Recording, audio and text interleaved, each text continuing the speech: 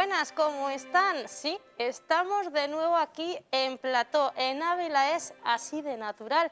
Y es que tras unos programas de atrás que nos fuimos fuera de este plató, con Vicente García siempre a mi lado acompañándome, otra vez hemos vuelto aquí a los estudios, Vicente. Pues sí, aquí estamos de nuevo detrás de la mascarilla.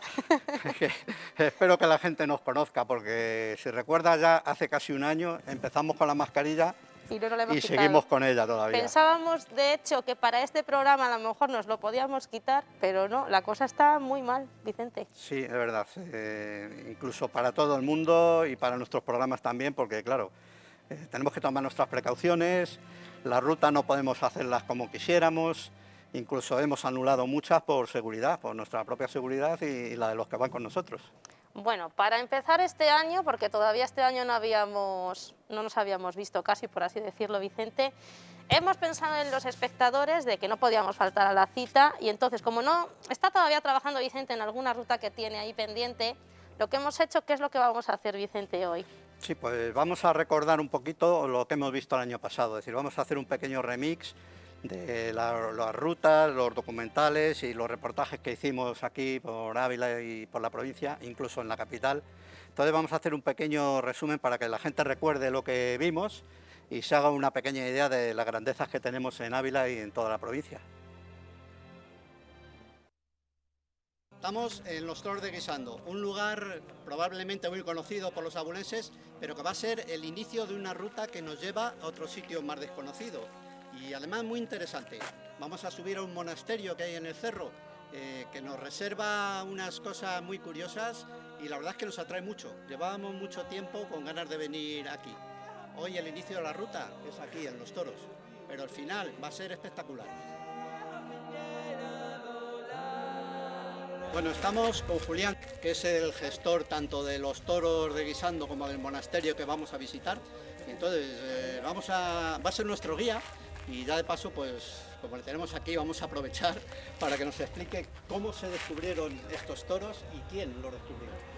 Pues la verdad es que es una historia bastante curiosa. Nosotros sabemos los primeros documentos gráficos que existen sobre los toros son medievales y tienen que ver, bueno,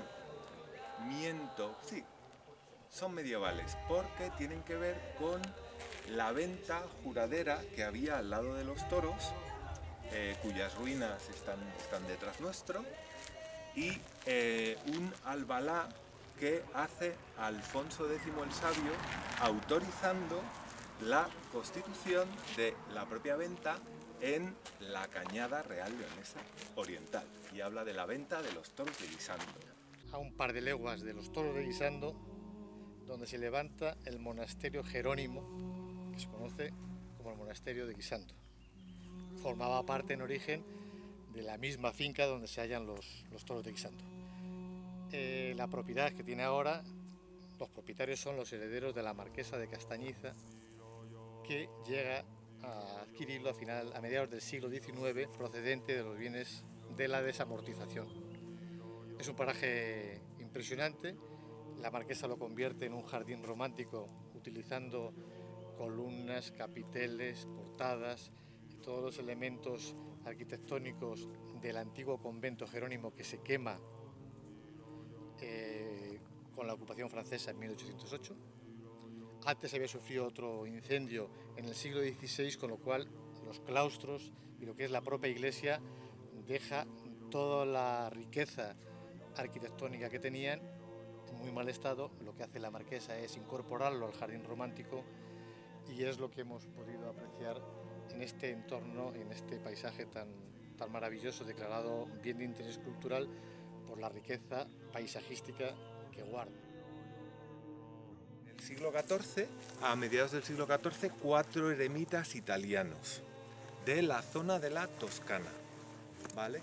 Y pues suben por el monte, como hemos hecho nosotros, y aquí arriba se encuentran una casa de labor castellana, ¿vale? Que sería muy parecido a lo que es la fachada de la casa de Legos, que es esa casa de allí detrás, ¿vale? Sin el porche ni nada por el estilo, una casa castellana. Y encima un olivar, unos viñedos y unas cuevas. y se ponen a vivir en las cuevas. Y es una señora que era la propietaria de esto, que era Juana Fernández, que vivía en Ávila y era la persona que cuidaba el haya de la infanta doña Leonor, hija de Enrique III, Trastámara, rey de Castilla. Se entera que tiene aquí unos ocupas y se viene a visitarlos. Y según nos cuentan las crónicas de los Jerónimos, pues se queda encantada de la forma que tenían de vivir y a su muerte les dona la casa. Sobre esa casa se hace el primer monasterio. Bueno, para los que les gusten los jardines románticos, nada mejor que estos que tenemos aquí al lado del monasterio de Guisando. Es una visita imprescindible para todo aquel que quiera disfrutar de la naturaleza y de jardines en estado puro. A pie de campo, ¿dónde me has traído? Pues mira, estamos en los límites del Parque del Soto, estamos en el arroyo Gemional, que con ese nombre tan raro, pues es uno de los afluentes de la Daja casi más importantes desde su nacimiento. Es una zona con un valor extraordinario, tanto a nivel ecológico, como tanto botánico, como de especies que podemos encontrar aquí.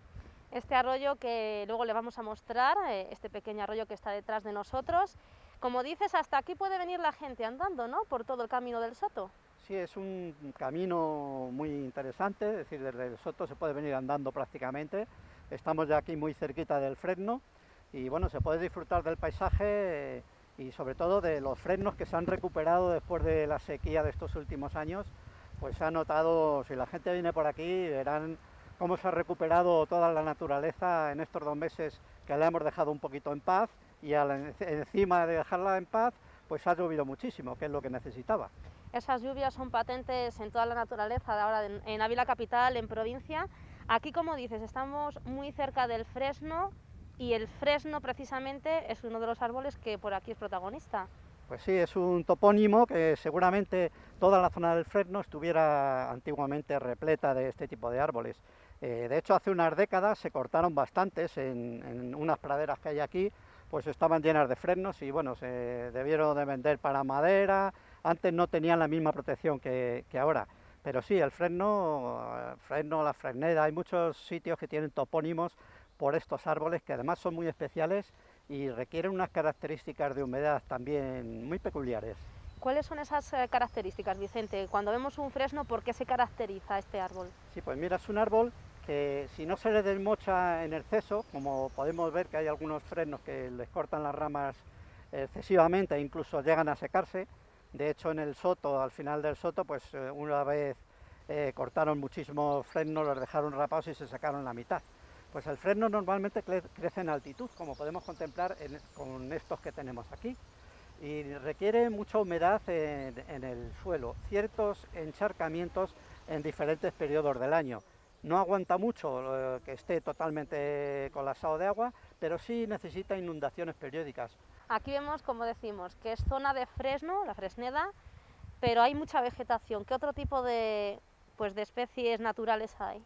Pues ahí, bueno, muchísimo alrededor de la Daja, donde desemboca este arroyo, pues podemos encontrar muchísimas especies.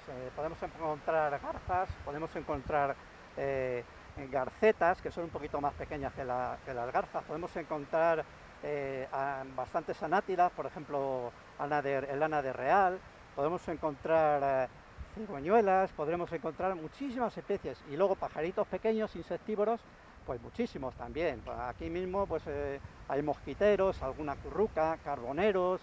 Es un elenco de aves muy interesante. También pequeños mamíferos, algún zorro también puede andar por aquí, es decir, es muy interesante. ¿Dónde me has traído, Vicente? ¿Dónde estamos? Bueno, pues digamos que es como una prolongación del programa que hicimos anteriormente. Hablamos, si recuerdas, del Valle Amblés, sí, del arroyo Gemional, la zona del Soto. Pues ahora nos hemos venido aguas abajo y nos hemos desplazado hacia el embalse de Fuentes Claras y el de Mingorría, que se solapan uno a otro. Estamos precisamente detrás de nosotros, se ve cómo está, lo hemos pasado muy mal, Vicente, con la sequía que hemos tenido meses atrás y ahora da gusto verlo. Sí, hay que aprovechar. Además, hemos querido venir aquí a hacer el programa porque en pocos años podemos contemplar cómo el reculaje de un embalse llega casi al otro. Al otro. No se solapan porque hay casi 2 metros de diferencia de altura, pero pocas veces podemos ver esto así, entonces hay que aprovechar y disfrutar lo que podamos de ello. Estamos en una zona también que tiene su propia fauna, su propia naturaleza. ¿Esta zona por qué se caracteriza? Pues fíjate, para los que tenemos cierta edad, hemos No conocido tanta. esto sin embalses, es decir, que ten en cuenta que tanto el embalse de Mingorría o de Las Cogotas y el de Fuentes Claras se hicieron, creo, en 1994, una cosa así. Entonces, realmente, entre comillas, no llevan tantos años hechos. Y esto, pues, digamos que es la zona del río donde cambia totalmente. Si no tuviéramos los embalses, veríamos aquí que no es como en el Lamblés, que el agua está bastante remansada, digamos que es una pequeña meseta. Aquí se mete en zonas de granito ya de la Daja y veríamos pozas bastante profundas e incluso muchos molinos, algunos de los cuales se han quedado bajo el agua. Si la etnografía era muy importante, o lo es todavía, la fauna y la flora, como tú dices, también es espectacular por aquí. Y esa fauna, esa flora, hablamos de la flora, ¿de qué especies podemos estar hablando en esta zona en la que estamos? Sí, pues mira, eminentemente esto era y es un encinar. De hecho, tuvieron que cortar muchas encinas para el vaso del embalse, para que no se pudrieran.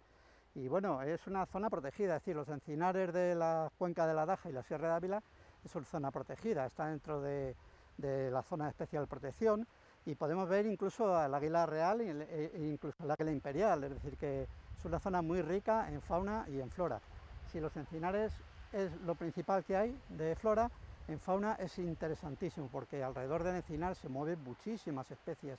El búho real, aparte del águila real imperial que hemos hablado, búho real, búho chico, muchos mamíferos, micromamíferos, zorros, tejones, jinetas, es decir, el encinar es uno de los ecosistemas más ricos que tenemos en la provincia de Ávila. Entre las especies piscícolas que hay, sí, la carpa digamos que es la reina de esta zona, porque es también la que aguanta más la contaminación y los nitratos, pero hay carpas espectaculares de mucho tamaño, por eso se llena esto de pescadores, pero además de las carpas hay muchísimas más especies aquí dentro. O sea que si nos diéramos una vuelta por aquí, Vicente, me imagino que más de una ocasión te has venido, ¿no? Te puedes tirar un rato largo que no te cansas de encontrar lo que dices, no solamente la flora, la fauna, o sea que es todo un mundo natural que tenemos muy cerca de la ciudad. Estamos en Navarrevisca y acabamos de llegar casi al pueblo para hacer una ruta y bueno, nos ha sorprendido un par de cosas. Una antigua fábrica de mantas que tenemos aquí a la orilla del río y otra, un oasis de las mariposas creado recientemente por la asociación Cerintia. Es interesante ir creando oasis para mariposas en localidades como esta, porque tenemos un patrimonio bastante interesante en cuanto a lepidópteros se refiere. Es decir, a un lado la fábrica de mantas, a otro un oasis de las mariposas. Vamos a seguir con la ruta que hoy es muy interesante y atractiva a la vez.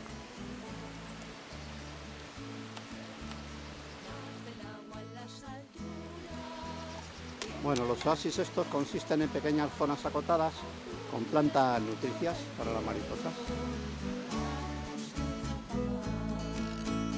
En las alas del silencio vuela su voz de cristal, diamante que el fuego funde.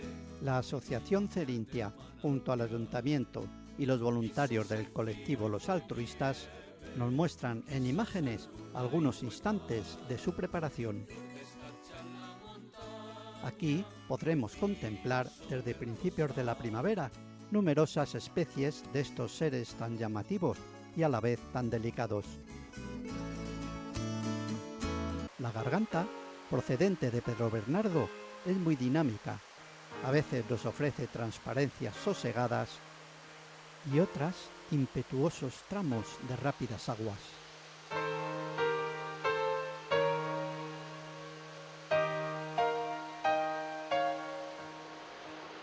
Bueno, rodeado de árboles y de muy difícil acceso, ahí se junta el alberche con la garganta de Fernandina.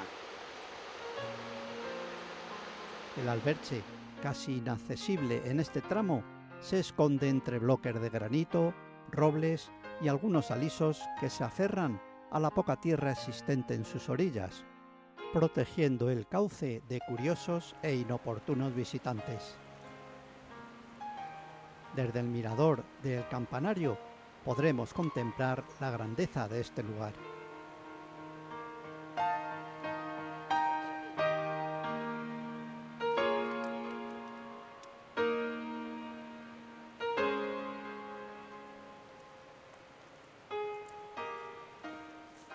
Al fondo del barranco contemplamos el Molino de los Brazos.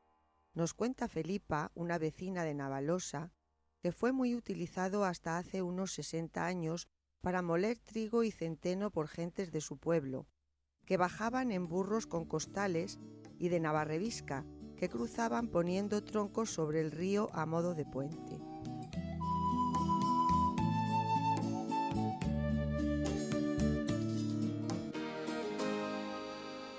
Estamos en el Parque de San Antonio. ¿Qué tiene de especial este parque, Vicente? Pues fíjate, de especial tiene muchas cosas. Una de ellas es que la época en la que estamos ahora, principios de noviembre, es una época de otoño bastante llamativa en este parque. Es decir, se caracteriza porque muchos de sus árboles son caducifolios, entonces la hoja cae, se convierte en amarilla, incluso hay algunos colores amarillos intensos y da unas características a este parque pues muy interesantes. Hablamos de una zona pues antigua de nuestra ciudad, la zona norte, y una zona natural que a lo mejor pasamos por aquí muchos días, ¿no? Muchos de nosotros en nuestra vida cotidiana, y no nos paramos a ver este pulmón verde también que tenemos dentro de la capital. Pues sí, es precisamente, fíjate, este parque es el primero que se hizo en Ávila y uno de los primeros que se hicieron en España, es decir, son uno de los primeros parques del Renacimiento, pero no siempre fue esto un parque. Precisamente se inauguró, digamos, como jardín cuando vinieron los monjes, vinieron aquí pues en el siglo XVI más o menos, establecieron ahí su estancia y esto era una alameda, es decir, era digamos, un paisaje lleno de chopos, de álamos. Y entonces, aparte de los monjes meditar aquí, porque era un lugar ideal para la meditación, desde luego, también muchos abulenses también paseaban por aquí, ya te digo, más o menos alrededor del siglo XVI.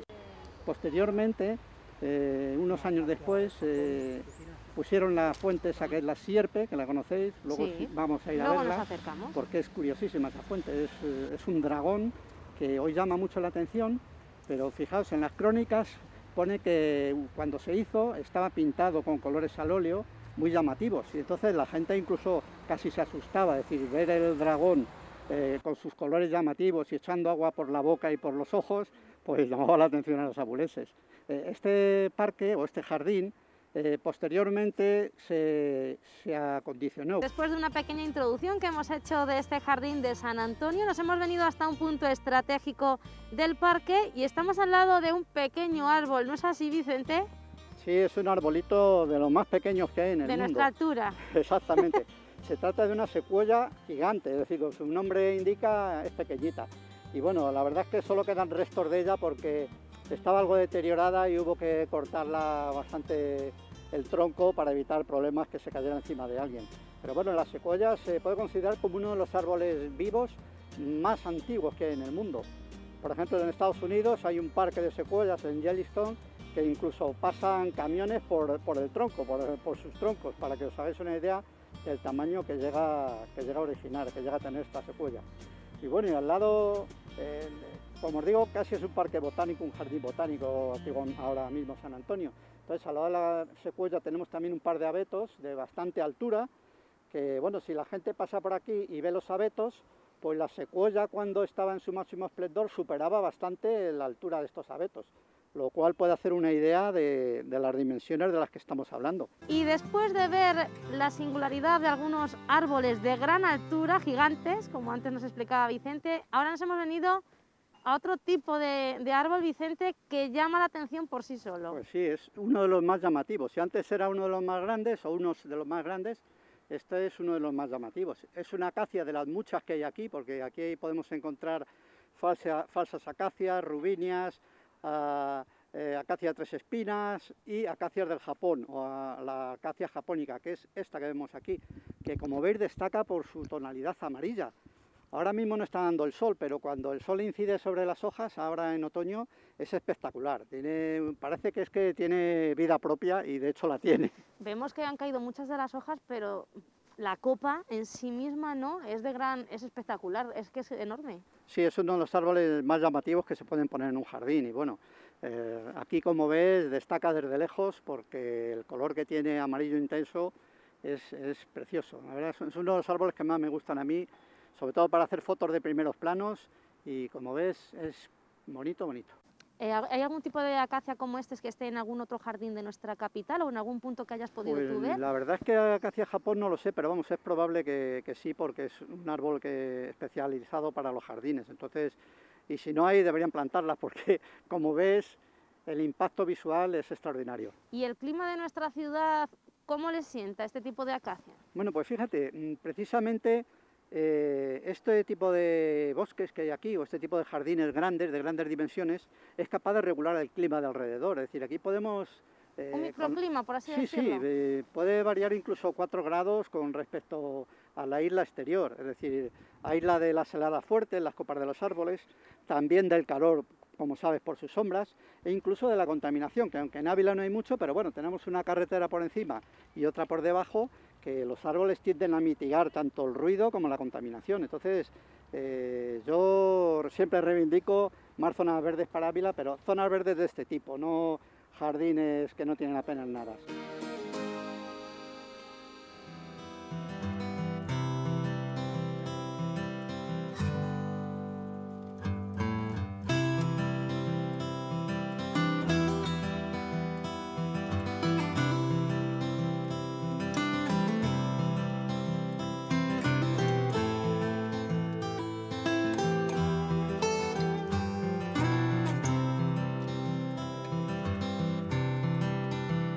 Nos introducimos ahora de lleno en el Jardín de la Viña, para muchos muy desconocido y para otros un verdadero rincón natural que aprovechan porque lo disfrutan. Vicente, este es un lugar que está en el norte de la ciudad y quizá a lo mejor gente de más hacia el sur y demás no lo conoce tanto y realmente es un buen rincón natural de nuestra capital. Sí, es un jardín, digamos, tipo romántico, de esos jardines antiguos que tienen paseos, tenían fuentes, bancos, un jardín que llama mucho la atención. Y bueno, para que la gente un poco conozca la historia, esto formaba parte de unos propietarios particulares hace muchísimo. Y el ayuntamiento hubo un plan de crear un gran jardín de la zona norte de Ávila, con los terrenos que había aquí en la viña. Esto estamos hablando hace unos 34, 40 años, ya hace bastantes años. Había un plan municipal de crear un enorme jardín aquí, incluso superior al de San Antonio. Para que os hagáis una idea, la idea inicial era, pues, ocuparía unos 5 campos de fútbol, así para que la gente un poco se haga un poco la idea de las dimensiones. Posteriormente, parte de esta zona particular se compró para hacer unas casas y unas construcciones, con lo cual pues, frustró la idea inicial de hacer ese enorme jardín para Ávila. No obstante, bueno, quedó...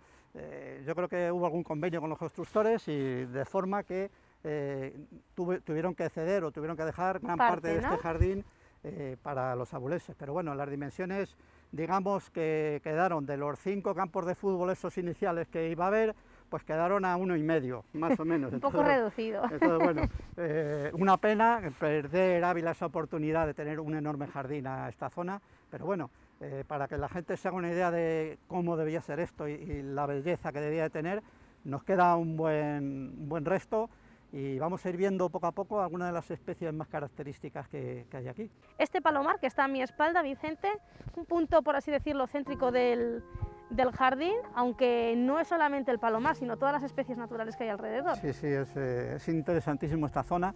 Es un palomar, bueno, que se ha habilitado también para uso un poco público, creo que hay servicios también para la gente que viene aquí.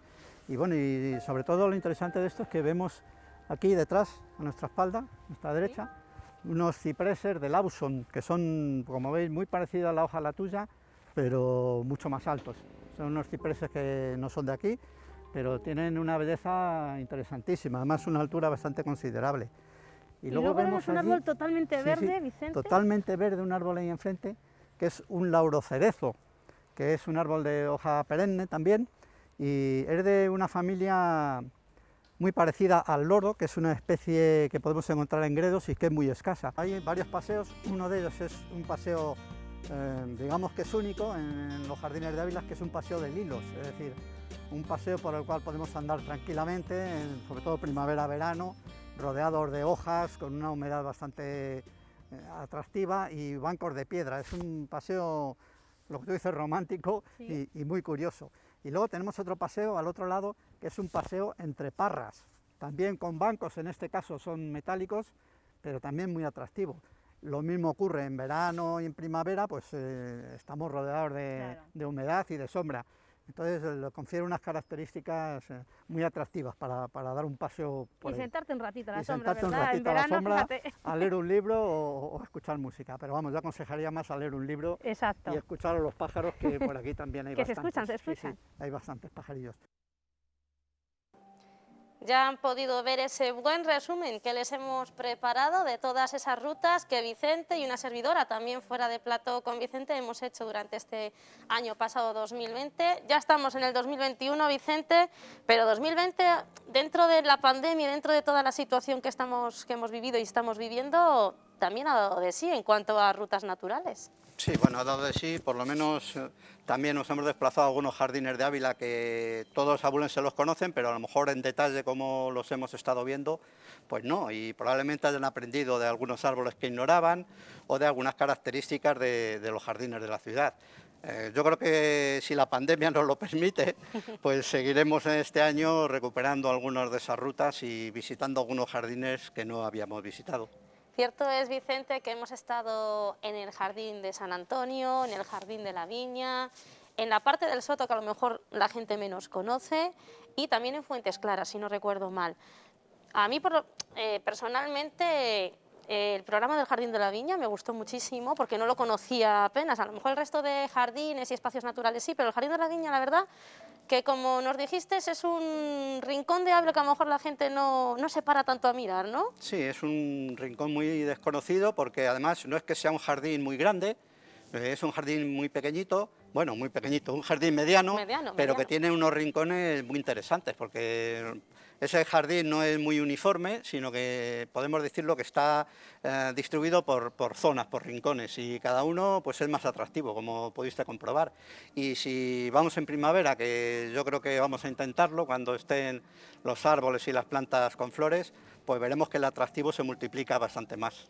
Podemos volver al Jardín de la Viña, pero también tenemos otros espacios, Vicente, ¿dónde podríamos ir? De cara a ir pensando ya en programas o en rutas que podamos hacer en nuestra propia capital para no tener que salir, que bien está poder salir a la provincia, pero cuando no se puede o cuando la gente se anima menos, ¿dónde podríamos hacer algún programa? Sí, tenemos pendientes algunos jardines más, por ejemplo el de San Vicente, que parece también pequeñito, pero también tiene aspectos muy interesantes, o el Jardín del Recreo, que está muy cerca de San Antonio y también tiene algunos árboles que son muy peculiares. Sobre todo jardines así, digamos, antiguos, con árboles más grandes, pues no es que tengamos tampoco en exceso en la ciudad. Yo echo de menos más jardines, pero bueno, también un poco de formación naturalista, digamos. Pero vamos a hacer rutas interesantes, incluso nos acercaremos o nos alejaremos un poquito del propio casco urbano para descubrir a los abulenses algunos rincones que tal vez desconozcan. Pues seguro que es así, Vicente, y dentro de este remix que hemos hecho del 2020 también hemos visto algunas de las rutas que has realizado, entre ellas Navarrevisca, hemos visto también ese monasterio de Guisando. Quizá ese monasterio es una de las rutas que te ha gustado más, Vicente, por lo que requiere, ¿no? El lugar. Todos conocemos los toros de Guisando, pero ese monasterio como que está más escondido. Sí, pues fíjate, es una ruta que llevaba yo casi un par de años queriendo hacerla y las circunstancias, por un motivo o por otro, una vez no nos poníamos de acuerdo, otras veces no podíamos, el caso es que se ponía reacia la ruta esa, pero al final conseguimos ir y sí, me llamó mucho la atención porque es un monasterio muy sugestivo. Es decir, no es solamente la naturaleza que le envuelve, que es mucha y variada, sino que el propio monasterio tiene algo dentro de él, es decir, tiene como una magia, un atractivo y mucho misterio también. Y luego nos llamó la atención mucho también el propio gestor del monasterio, que nos explicaba, se dignó la verdad a explicarnos todo y demostró un conocimiento increíble, porque normalmente, bueno, los gerentes de patrimonios o los gerentes de terrenos y tal no suelen tener un conocimiento tan grande como este hombre, pues Julián Juste, creo que se llamaba, pues la verdad es que lo explica perfectamente, te hace y lo vive, es decir, nota que no solamente le gusta el entorno, sino que la historia de sus antepasados, que también estuvieron allí, pues la sabía transmitir y lo explicó. Me llenó mucho esa visita, la verdad. Da gusto, ¿no, Vicente? Cuando encuentras a una persona que dices un guía o un gerente o la persona de a pie, incluso de los pueblos que conoce la historia de nuestros municipios, da gusto dar con esas personas que son realmente, ¿no?, los que tienen la riqueza histórica y que si no la cuentan, pues se puede perder incluso. Sí, bueno, y sobre todo hay que contar con algún guía, con alguien que conozca la zona. Nosotros normalmente en todas las rutas que hacemos, o en la mayoría, siempre contamos con alguien que conoce mejor que nosotros el lugar.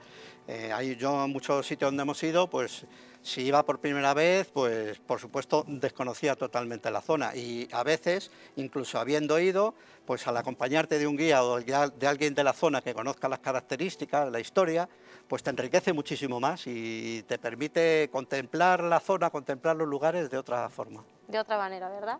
Vicente, yo creo que nos vamos a ir a publicidad, pero de cara a próximos programas, ¿ya tienes alguna ruta ahí encaminada? Cuéntanos, anda, un pellizquín, anda. Sí, bueno, ya te digo, por desgracia el tema de la pandemia nos impide hacerlo como queramos. Primero porque no queremos meternos todo el grupo en un coche ni con mascarilla, por nuestra propia seguridad, y luego porque no queremos ir cada uno en un coche, pues por el consumo energético y la huella de carbono, es decir, tenemos que ser consecuentes con nosotros mismos. Entonces, bueno, tenemos algún programa pendiente, sobre todo para no dar muchas pistas, digamos primaveral, en el cual podemos ver algunas flores y podemos ver algunos paisajes casi veraniegos, a ver si llamamos así a la primavera y al verano. Bueno, poco a poco va a llegar, Vicente. Pues si te parece vamos a irnos a publicidad, pero enseguida volvemos. No se lo pierdan porque tenemos muchas otras sorpresas.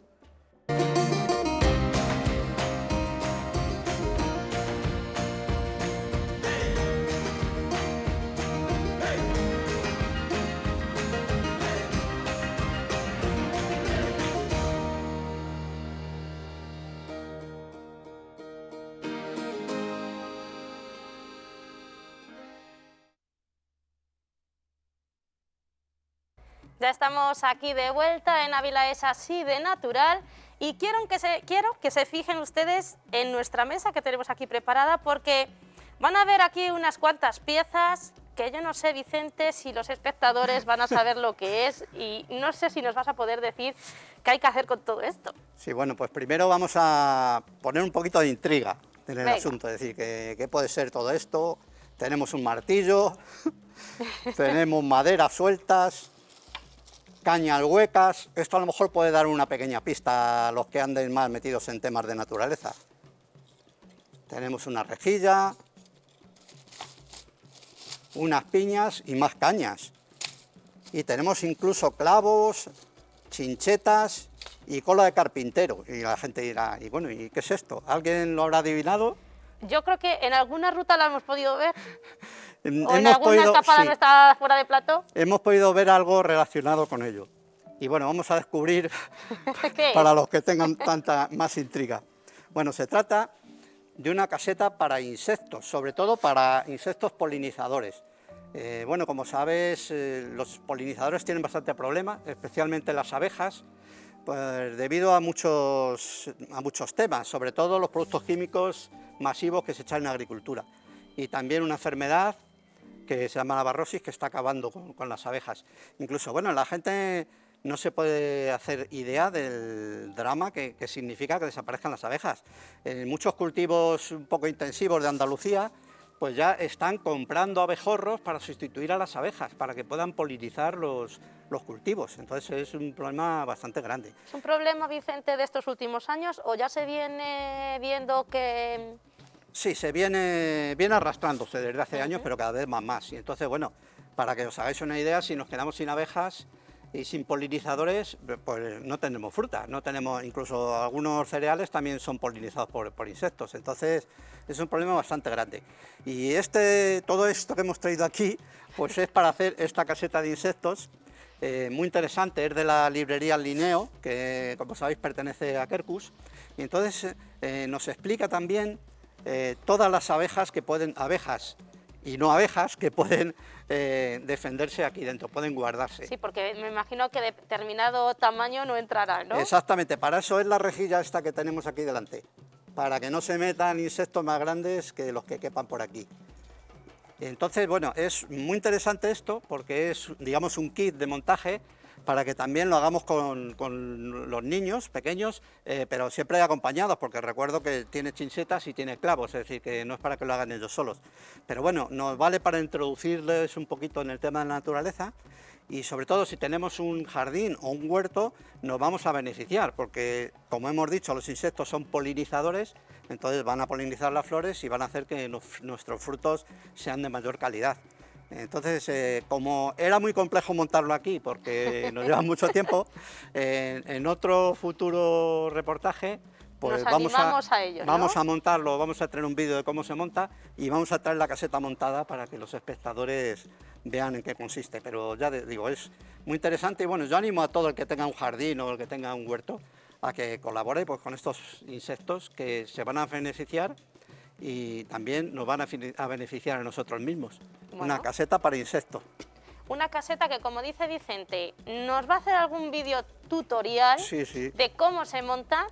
Y ayer cuando yo hablaba con él de cómo preparar un poco el programa y demás, y me dice, ¿qué te parece si introducimos al espectador en la creación de páginas web? Digo, ¿y cómo, Vicente? ¿Cómo lo vamos a hacer? Dice, sí, que yo tengo un vídeo tutorial que yo he realizado con un programa y yo creo que puede ser de mucha utilidad para todos nuestros telespectadores, ¿no, Vicente? Sí, sobre todo siempre sabes que traemos cosas tecnológicas relacionadas con la naturaleza, entonces, bueno, a los que nos gusta la fotografía, pues, o hacer vídeos, reportajes, pues bueno, también podemos realizar una web con nuestras fotografías, incluso un blog con comentarios o con vídeos. Entonces es un programa muy interesante, no es difícil de hacer. Eso es importante, que no sea difícil. No, se llama Website X5, es un programa de una empresa italiana, de Incomedia, y es muy interesante y bueno, tiene 3 versiones como veremos en el vídeo, una muy sencillita que incluso es gratuita, otra mediana para los que quieran meterse ya más berenjenales y luego ya una tercera profesional que esa te permite pues aspectos ilimitados, es decir, también tienes que tener un poquito de conocimiento de programación, pero bueno, en el vídeo tutorial veremos que incluso para hacer una página web sencillita podemos echar mano de este programa y no es tan difícil como en un principio pudiera parecer. Pues si te parece, Vicente, vamos a ir a ver ese vídeo tutorial que nos ha preparado Vicente, Website X5. Quédense con ese nombre porque seguro que les va a hacer la vida digital más sencilla. Un programa muy interesante para los que nos gusta la fotografía, con el que podemos crear nuestra página web o nuestro blog de fotografías y de una forma bastante sencilla. El programa se llama Website X5 y existe en 3 versiones, una gratuita para hacer páginas web y blog sencillos, otra en su versión normal y otra Pro en la cual ya los profesionales pueden realizar verdaderas maravillas. Vamos a ver por encima cómo haríamos una página de nuestras fotografías y nuestros vídeos de Ávila Natural. Bueno, nada más iniciar el programa vemos que existen ya plantillas creadas las cuales podemos adaptar a lo que queramos nosotros hacer o realizar. También en su configuración inicial pues podemos decir si quiere que nos guarde copias de seguridad cada vez que lo visualicemos o si quieres que actualice el programa cada vez que inicie el mismo y numerosas opciones diferentes.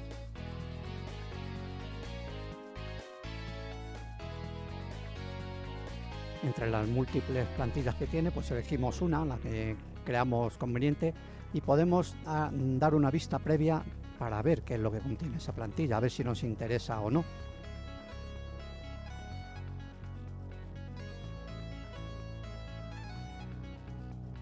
Bueno, hay que tener en cuenta que muchas de ellas son gratuitas y otras pues tienes que pagar, sobre todo las más complejas o las más interesantes, pero vamos, con las gratuitas nos sobraría.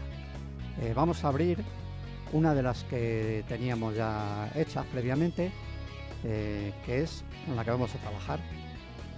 Vemos que podemos poner el título de nuestra web o de nuestro blog, el autor, la descripción, bueno, en fin, bastantes parámetros que tampoco conviene detenerse mucho en ellos ahora. En la segunda pantalla vemos otras muchas más opciones que tiene este programa, según también la versión de la que dispongamos. Resoluciones, estructura, contenido de la plantilla, el aspecto de los emails, las ventanas emergentes, un montón de funciones muy interesantes. Y podemos elegir si queremos una web para el ordenador solamente o una web adaptable a diferentes tamaños de móviles, tablet, PC. Y todo esto también es modificable, es decir, no tenemos que quedarnos solo con lo que traen las plantillas, sino que podemos adaptarlo a nuestro gusto. Podemos modificar las cabeceras de pie de página, los colores, todo lo que queramos lo podemos poner a nuestra conveniencia.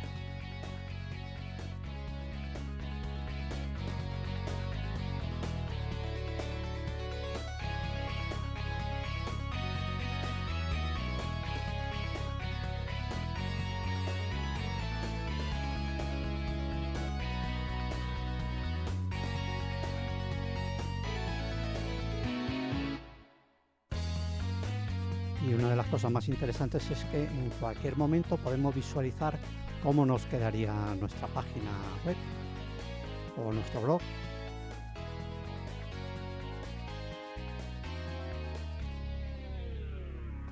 Bueno, ahora veremos en qué se basa la forma de hacer las páginas, es decir, la estructura, cómo se realizan las páginas.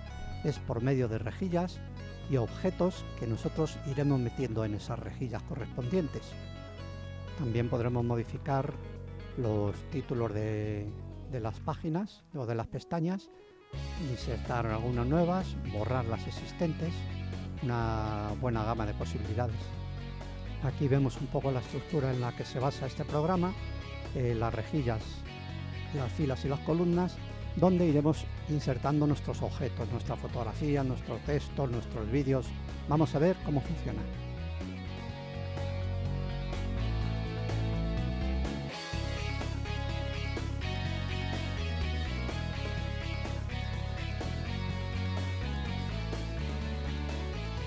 Por ejemplo, si insertamos una galería de fotos, pues es tan simple como elegir las fotos que queremos. Podemos ponerlas un pie de foto descriptivo para que aparezca también en la web y podemos insertar pues todas las que queramos. Incluso decir cómo van a pasar de una foto a otra. Como es una galería, pues podemos decir si queremos que se fusionen de una forma o se fusionen de otra distinta.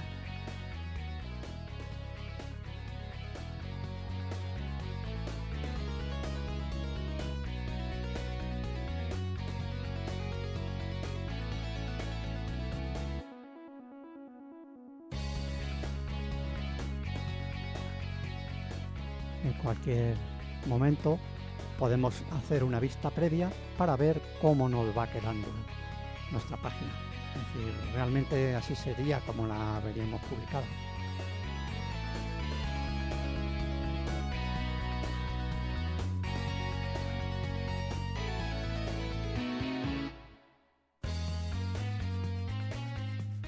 En el caso de esta galería, por ejemplo, pues podríamos cambiar también de forma. Existen bastantes galerías, todas ellas configurables.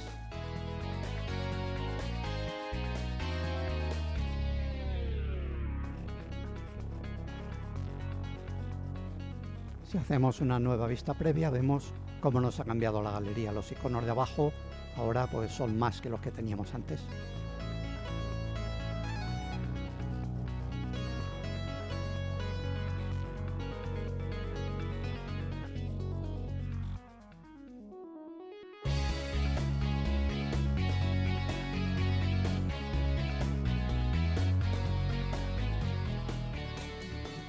Ahora vamos a ver, por ejemplo, dentro de nuestra web, queremos que una página sea de los documentales que hemos emitido ya por la televisión o que los tenemos colgados en YouTube. Pues es tan fácil como esto.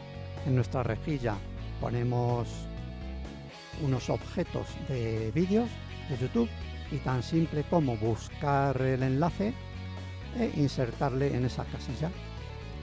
Si efectuamos una vista previa, vemos cómo los 4 enlaces que hemos hecho, de documentales que ya hemos emitido, pues se encuentran ahí y son totalmente reproducibles.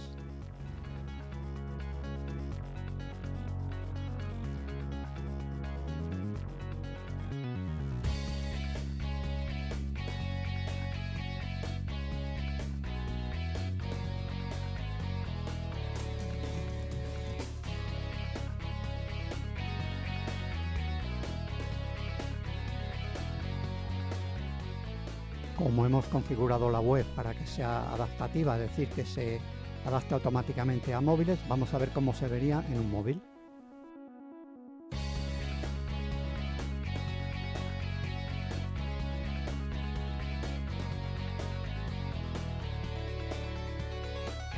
Y de nuevo vemos cómo se verá en un PC o una tablet. Bueno, en las versiones tanto normal como la Pro, también podemos tener un catálogo de productos, es decir, si somos fotógrafos y queremos vender nuestras fotografías, pues también tenemos esa opción. Es algo más compleja, pero no es difícil de realizar.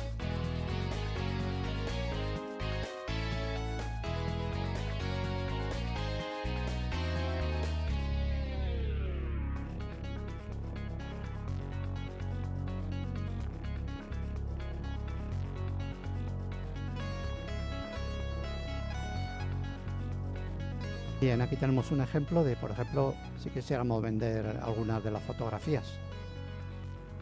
Esto sería aplicable a cualquier tipo de producto, no solo a fotografía. Aquí vemos cómo se contemplaría en un PC o una tablet.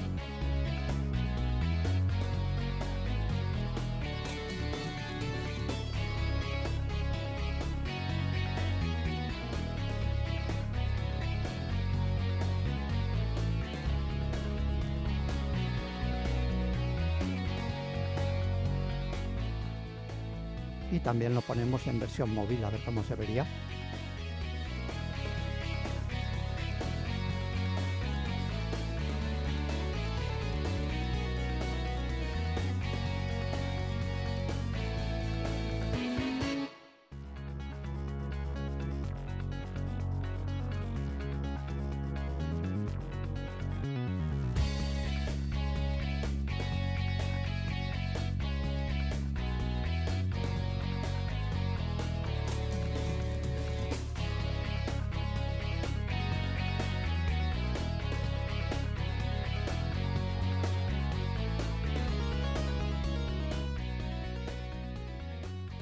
Los objetos que podemos incluir en la rejilla son muchos, son numerosos.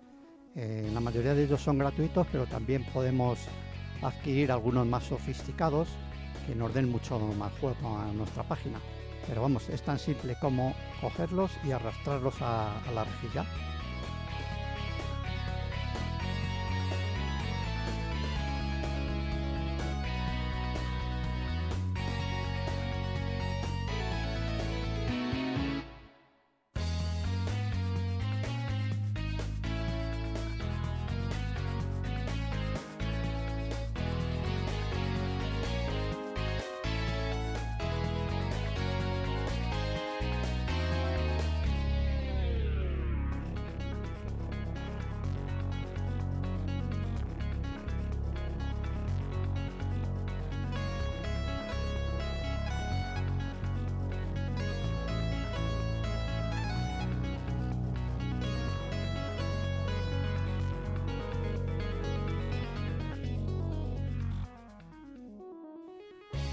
Aquí vemos, por ejemplo, cómo insertaríamos un mapa de Google, pues indicando dónde está Ávila.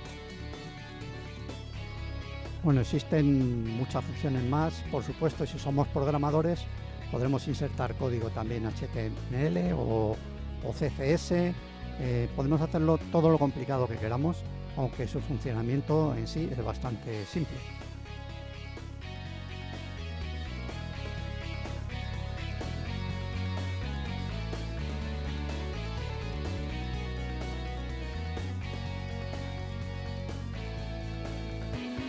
Y bueno, para finalizar, tenemos también las opciones de chequear la página web, a ver si está bien hecha, exportarla a nuestro directorio FTP de Internet, guardar una copia de seguridad o guardar toda la estructura de la página por si queremos modificarla en un momento dado.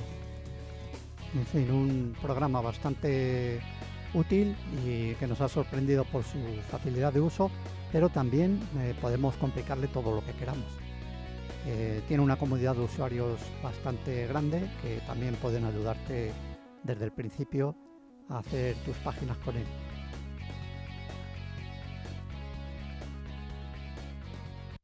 ¿Qué les ha parecido ese vídeo tutorial de Vicente? Yo creo que tiene un gran futuro dentro de este tipo de vídeos. Vicente, te he visto muy ágil, muy ameno, muy fácil nos lo has hecho. Sí, he intentado hacerlo, no es difícil, pero bueno, he intentado para que la gente lo comprenda. Y bueno, yo animo también a los telespectadores a que nos sigan nuestro programa, porque mi intención, nuevamente, si la pandemia lo permite, es también hacer algunos tutoriales sobre jardinería, huerto, para que la gente se anime un poquito a cultivar sus cosas y Pues sí, aprenda pues, a podar en condiciones, a hacer injertos, a hacer compost.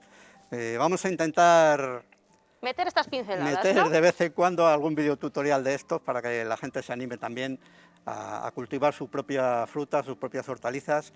Incluso si no tienen jardín, a veces incluso una maceta un poco grande puede suponer un cultivo pequeñito pero satisfactorio. Cierto es, porque mucha gente que a lo mejor tiene un chalet pero no tiene suficiente patio y no puede poner ese huerto, sí que es verdad que hay gente que se está animando con lo que dices, Vicente, con esas macetas, que plantas diferentes cosas en cada maceta y da sus frutos. Sí, sí, vamos, yo os puedo asegurar, porque he hecho experimentos también en macetas, en contenedores pequeños, incluso en jardineras, que bueno, unos tomates, unos pimientos e incluso unas cebollas puedes conseguir en una pequeña en una mediana jardinera. Bueno, Vicente, pues dejando a un lado esos vídeos tutoriales que iremos viendo en próximos programas, nos has traído también un elemento, una revista que ya es asidua también a nuestro programa. Sí, ¿De qué se trata? Claro, asidua porque yo creo que es uno de los referentes ahora mismo que hay de naturaleza en España, y se trata de Quercus, y es que bueno, hay que felicitarlos porque cumplen 40 años. 40 años. 40 se años dice pronto, ¿eh? que se dice pronto, ¿eh? Y una revista de naturaleza impresa en papel, además de en digital, que lo tiene también, como vemos ahí, revistaquercus.es, pero que se mantenga en papel, con la que está cayendo en la prensa impresa, pues la verdad es que hay que felicitarlo. Bueno, tiene numerosos premios por la calidad de sus trabajos y sus contenidos, y es muy reivindicativa también, y sobre todo es independiente, es decir, que sabemos que lo que dice es real. Y el trabajo que supone, como bueno, dices, ¿no, sí, Vicente? sí. Toda la gente que trabaja también detrás, Trabaja, ¿no? y además está muy documentada científicamente y trata todo tipo de, no solamente problemas ambientales, sino también de investigación. Entonces vamos a ojear 4 o 5 páginas, las más, Perfecto. bueno, interesantes todo, pero bueno, las que me parecen más destacadas, para que veamos un poquito de qué trata este mes. ¿Y de qué trata? ¿En qué se centra este mes? ¿Qué cositas nos trae? Y bueno, trae muchas cosas, pero bueno, una de las cosas interesantes que tiene también es en historia natural. Fíjate, habla del jilguero, que es un ave que todos conocemos, y muy representado también en pintura, pero que tiene unas connotaciones también muy curiosas. Es decir, incluso nos habla aquí a nivel histórico de que algunos jilgueros se representaban en cuadros porque representaba la sangre de Cristo. Decían que este ave, bueno, cuenta la leyenda, como digamos, que este ave se acercó a Jesucristo y le quitó con su pico una espina de la corona y le salpicó de sangre la cara, y desde entonces el jilguero lleva ese color rojo. Sabemos que es leyenda, pero bueno, es muy curiosa, y entonces algunos pintores, pues sobre todo en tiempos de Inquisición o en tiempos, digamos, del tiempo de oscurantismo, la época medieval, pues pintaban jilgueros en los cuadros, pero no era tan simple como que había allí un jilguero, sino que tenía unas connotaciones históricas y sobre todo curiosas, de oscurantismo. Es decir, veías un jilguero, pero no era un jilguero, es decir, querían representar algo. Era, digamos, la clave que tenían los pintores para querer decirnos algo, pero sin decirlo de lleno. Poder expresarse, pero sin... Bueno, otra cosa, un poco, en este caso un poco triste, es la desaparición de una almeja de río, creo que es en el canal de Aragón, que digamos que es la margaritona. No es la especie que tenemos aquí, en la provincia tenemos varias especies de almejas. En este caso la margaritífera auricularia, que es esta, no la tenemos aquí, pero el Calar de Aragón pues está produciendo una mortandad excesiva de esta almeja, y es uno de los sitios donde solo quedan ahí en España, es decir, en la mayor población de esta especie existe allí. ¿Y Entonces, qué problemas son los que pues tienen mira, allí, se está Vicente? estudiando bastante, se pensaba que eran los trasvases del río por el canal, que aumentaba y disminuía el caudal y podía afectarlas, pero según parece también hay contaminantes químicos que arrojamos, como siempre, pues Los humanos. los humanos al agua. Es decir, hablamos muchas veces de que, bueno, el ser humano hablan, vamos a recuperar la naturaleza. Yo creo que es que el ser humano cuando toca la naturaleza se la carga, es decir, luego a lo mejor intenta recuperarla. Pero no, hay que Pero hacerlo antes, ¿no? Preventivamente, sin dañarla. lo Normalmente primero. la naturaleza no nos necesita, es decir, nosotros sí que la necesitamos a ella. Vamos a ver un aspecto más, ¿saben?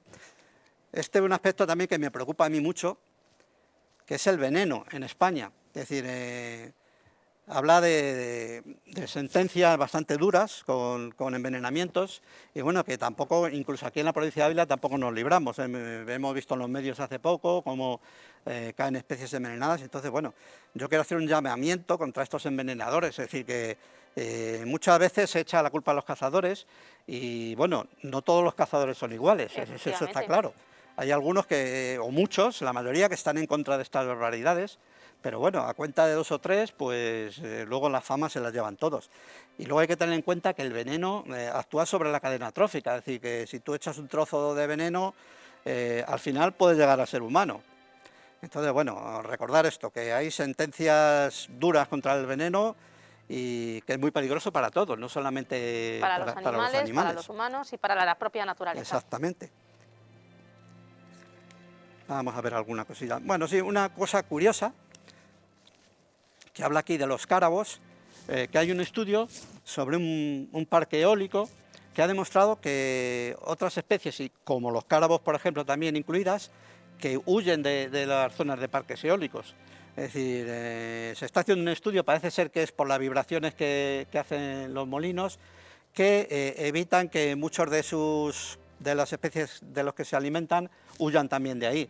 Entonces, bueno, los parques eólicos, por supuesto, son una alternativa ecológica, pero también hay que construirlos o ponerlos en sitios adecuados y con mucho cuidado. Yo animo mucho, también se habla mucho ahora de la energía solar, los grandes parques fotovoltaicos.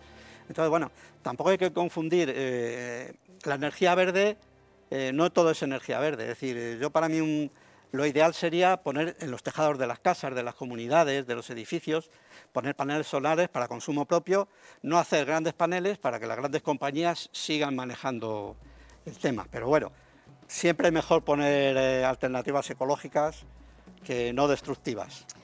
Bueno, y Vicente, nada más.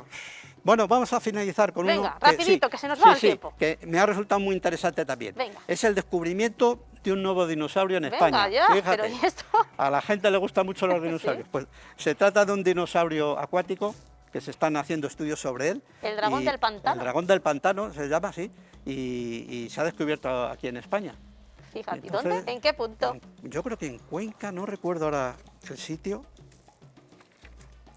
porque es que me ha llegado hace poco la revista. Bueno, lo dejamos ahí en Intríngulis para que la gente compre quercus. En Guadalajara. En Guadalajara. En Guadalajara, bueno, pues no está tan lejos, no está tan lejos. Exactamente, es un dinosaurio de pantano, de agua, digamos, que se ha descubierto recientemente. Están haciendo estudios sobre él y parece que es un nuevo espécimen.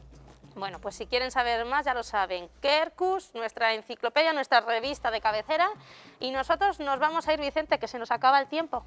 Bueno, se nos hace corto, la verdad. Nos dan más tiempo cada vez, pero se nos hace siempre corto. Bueno, siempre emplazarles a ustedes a nuestro programa, Ávila es así de natural, al próximo programa. Ojalá que la mascarilla nos la podamos ir quitando poco a poco, pero nosotros siempre con todas las medidas de seguridad, tanto con Vicente, con toda la gente que trabajamos aquí en la 8 Ávila, hacemos posible este programa. Nosotros les esperamos aquí, en Ávila es así de natural.